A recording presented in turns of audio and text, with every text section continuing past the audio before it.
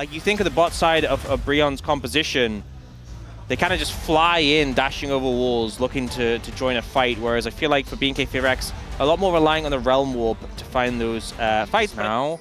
But sorry, they're looking for... that's the whole point. Yeah. That's the whole point. I'm sorry I talked about it. Yeah, Vikla doesn't have Flash, so I think eventually, bro, we're just going to say, yeah, we'll just take him down. And yeah, he's about to get his Flash, but the timing was perfect. Yeah. It's a bit weird to talk about. It is, yeah. But, I know. But the point I'm making is when we get to the end of the split, it always comes down to it. We're talking about like teams. Exactly. That, you know, if they won this game, if they win that game, if they just won one more game, if the game score is a bit higher, that would have made the difference. So, an early Ocean Drake here for Bro. Not so weird.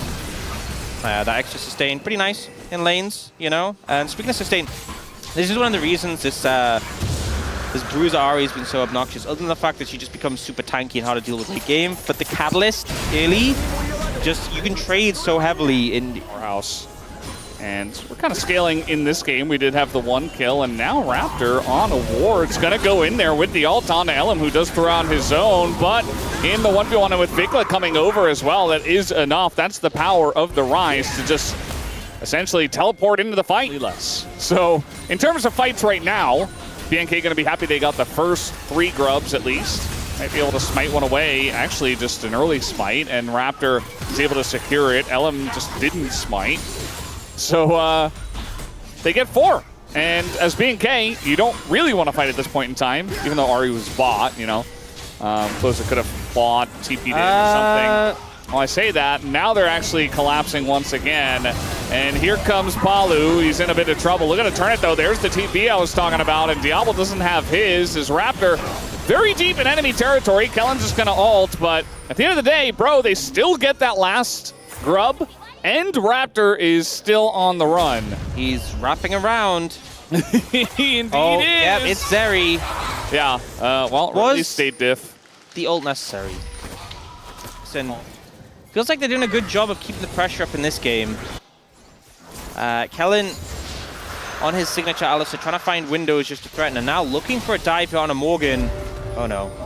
I mean, Morgan has his flash, but Kellen could easily just follow flash, so Morgan gonna flash anyway as he figures out, oh, there's 4 people here, I guess I'm just dead. Yeah, he was really dead, and then he flashed, and he was still really dead. Yeah. I thought, you know, maybe if you flash, that closer doesn't have to go for grasp. That wouldn't really make too much sense. As now BNK, they want to fight over this Rift Heralds. They'd love to get this objective. Here comes the TP from both sides. The Ahri TP very far away. As now Clear is just kind of waiting for him. Closer, though, is Ahri, gets the Featherstorm, and now the front line is just burning to a crisp, and this is where the Ahri and the Zeri really shine as they chase down that back line. Nobody can get away. Clear at least able to get the 1 kill on the Zeri. But the rest of the team is just gone. As there you go, bro. They're going to clean up this fight, and now they'll take that objective. I think the game plan from BNK FEARX was, oh, this is a deep TP, it's an Ahri, we can punish. Kind of funneled into a spot where Closer just got insane value. Okay, that was very close. Raptor with the early smite means that Elim gets to give him the thumbs up.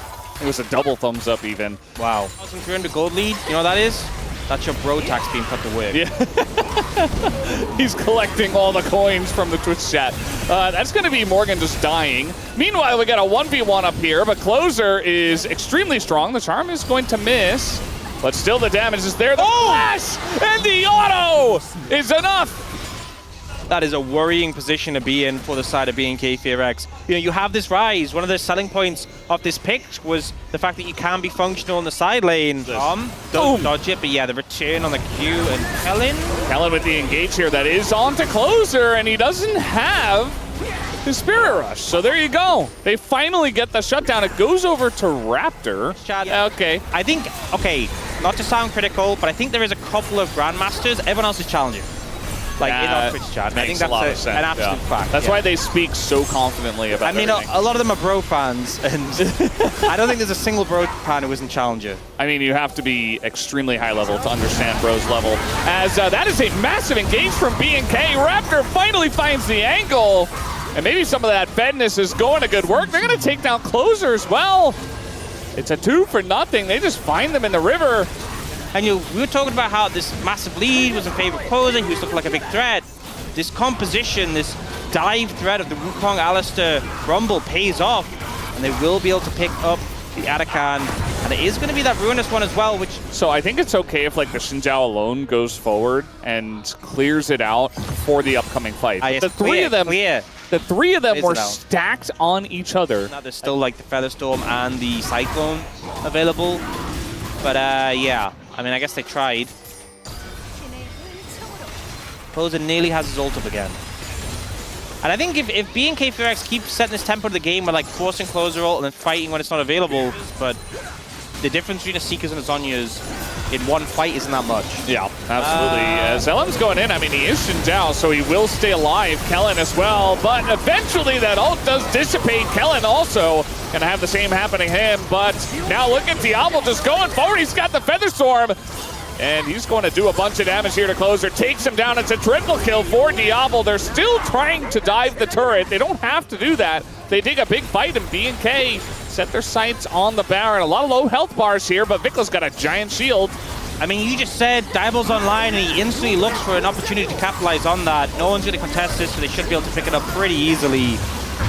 And BNK FEARX really taking control of this game. He definitely is. He's still enjoying a nice ult. I think it gets a bit longer at 11. And now, I mean, with the Baron, they've got some pretty nice pressure here. Game isn't over at this point, but if they take down all the turrets... By the way, the Alistair ult doesn't get longer, but the damage reduction increases. Oh, well, there you go. Support main on the desk with me to be easy. But you can see the full pressure they have on the Rift. They got the bottom inner turret, they got the top inner turret, now they're going to get the mid inner turret. So really just extending the lead, trying to make the Red Bull Baron power play as large as possible. Numbers without ult, you know. I mean, it's going to feel pretty good. Wow, okay, well, the combo could have been better, but still, I love the effort. They're just sending it into that backline, but Raptor is down already, and at least they're going to be able to take out Hype with that equalizer. Now the rest of the team on the follow-up, and Bro does not have their 80 carry, as Diablo looking to continue to chase. It's just going to be a couple of guys going down. Fights where, you know, even if things go a little bit whiff, as the Kellen Engage did, similar with the Rumble, honestly, I feel like you have to play these fights well now. Oh, flank coming in. Flank coming in. The Rise going right on top of Hype here as LM. And Morgan, once again, in a lot of trouble. He's going to get the knockback, but with the equalizer, there's just no hope for him. And the Jace, once again, not able to do much of anything at all. There's the root onto Hype, and he's trying to hit an ulted Alistair. It's just 0 damage. In goes Closer, just to die, I guess. Quick work of that, as that should be the end of the game. 33 minutes in, BNK take the final fight, and they will take down this Nexus. I think despite the Ahri getting fed early on, BNK FEARX really took control of the game. Diablo, who started off silent, farmed up and just started to become a monster in these later fights. I think him and Clear really having a lot of presence in these 5v5s, and BNK FEARX not ready to let their Saturday Showdown streak end. These were some of the best highlights from today's matchup. Which moment was your favorite? Let me know in the comment section below. This is OP, and I'll see you tomorrow. Take care.